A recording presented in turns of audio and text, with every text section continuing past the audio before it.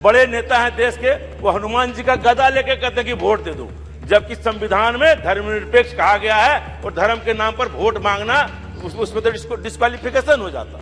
हमको ताज्जुब लगता है कि पता नहीं इन लोगों को लोकतंत्र तो लोकलाज से चलता है, यदि कोई लोकलाज ही खत्म कर देगा तो लोकतंत्र कैसे चलेगा।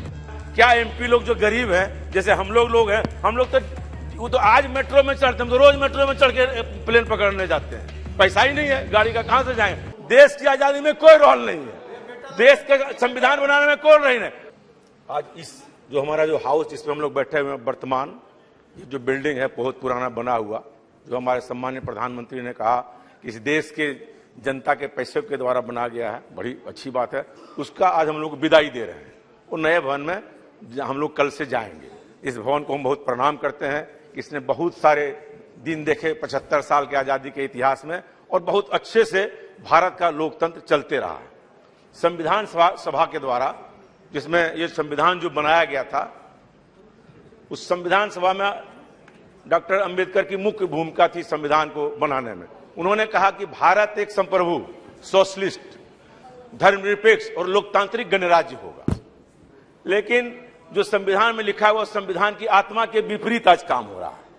लोग धर्म के नाम पर वोट मांग रहे हैं, लोग हाउस में जय श्री राम कर रहे हैं, लोग हाउस में कुछ कुछ बोल रहे हैं। समझ में नहीं आता जो हमारे अंबेडकर जी ने जिस संविधान की रचना की थी, जिसमें धर्मनिरपेक्ष शब्द का उपयोग उन्होंने प्रस्तावना में ही किया है, उसके बारे में क्या भावना है इन लोगों को समझ में आता है कि नहीं। जो इन नारों को लगाते हैं हम समझ में आता। वोट में तो देखते हैं जो नेता हैं, बड़े नेता हैं देश के, वो हनुमान जी का गदा लेके कहते हैं कि वोट दे दो, जबकि संविधान में धर्मनिरपेक्ष कहा गया है और धर्म के नाम पर वोट मांगना उसमें तो डिस्क्वालिफिकेशन हो जाता था।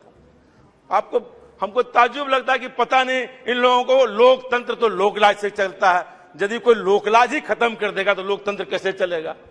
लोकलाज बचा के रखिए तभी लोकतंत्र चलेगा।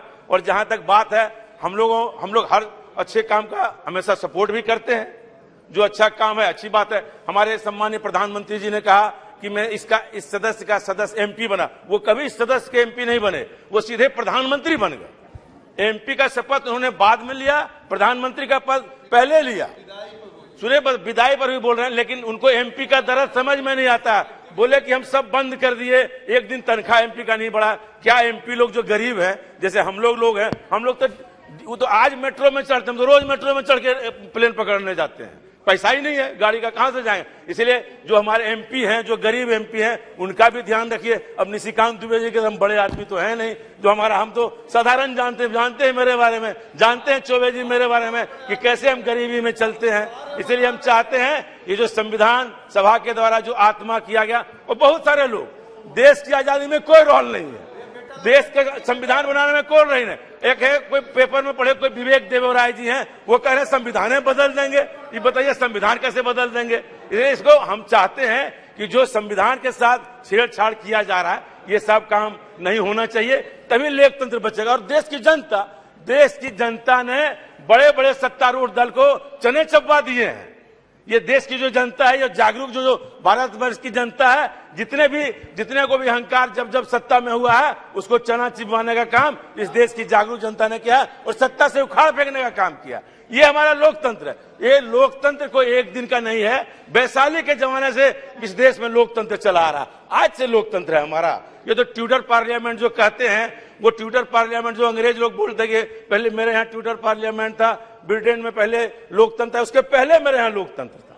लिच्छवी का गणतंत्र, वैशाली का गणतंत्र, जो गणतंत्र इस देश में है, उसकी एक परंपरा रही है, उसी परंपरा के हम लोग हैं। आप जानते हैं अमेरिका में अभी जो चुनाव हुआ था ट्रंप और जे बाइडेन में, ट्रंप हमला कर दिया कि लोकसभा उसके जो हाउस जो उसका सदन है, बोला कि हम ही प्रधान राष्ट्रपति रहेंगे। लेकिन इस देश में ऐसा कभी नहीं हुआ। जब सत्ता परिवर्तन की बात आई हो, इस देश की जनता ने, इस देश के नेता ने, चाहे वो किसी दल के राजनीतिक नेता हो, किसी दल के प्रधानमंत्री हो, स्वेच्छा से जाके राष्ट्रपति के यहाँ इस्तीफा देने का काम किया। हम तो 3 बार लोकसभा में रहे, 11वीं लोकसभा में मुझे 3 प्रधानमंत्री को देखने का मौका मिला है।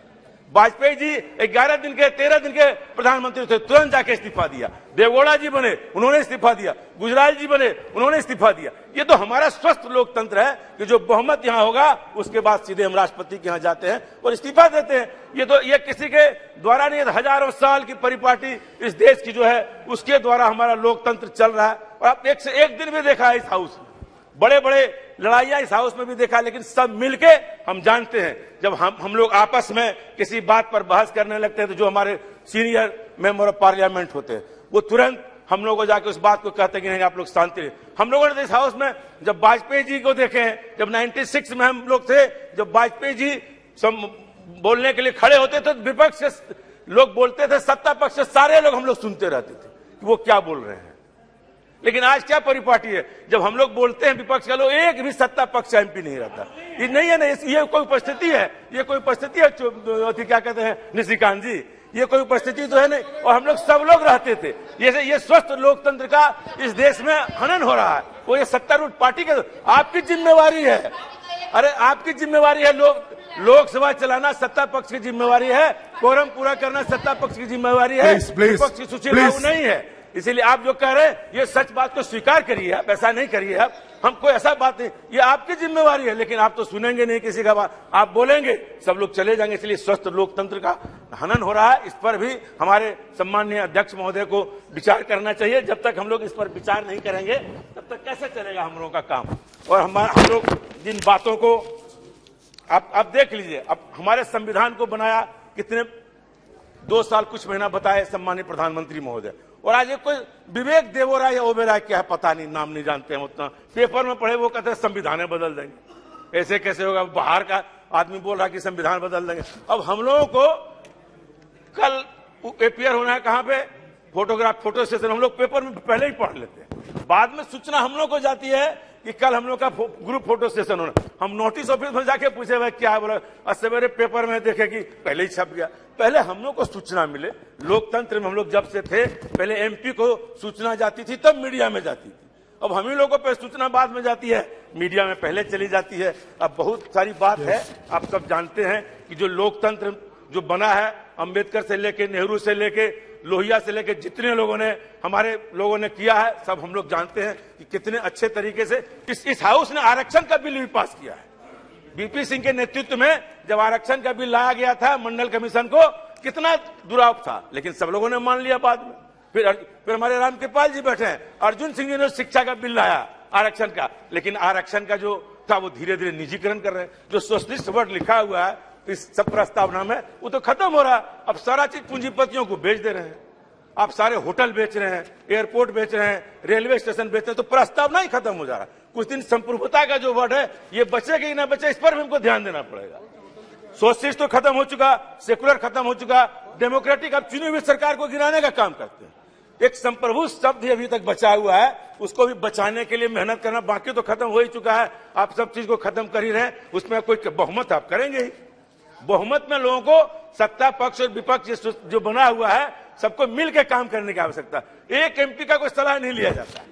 बात हम लोग की जो स्थिति है, एक पैसेंजर ट्रेन का स्टॉपेज, माननीय सभापति महोदय हम कहना चाहते हैं, एक पैसेंजर ट्रेन हमारे कहने से नहीं रुकती है। ये तो हमारी हाल है एमपीओ की।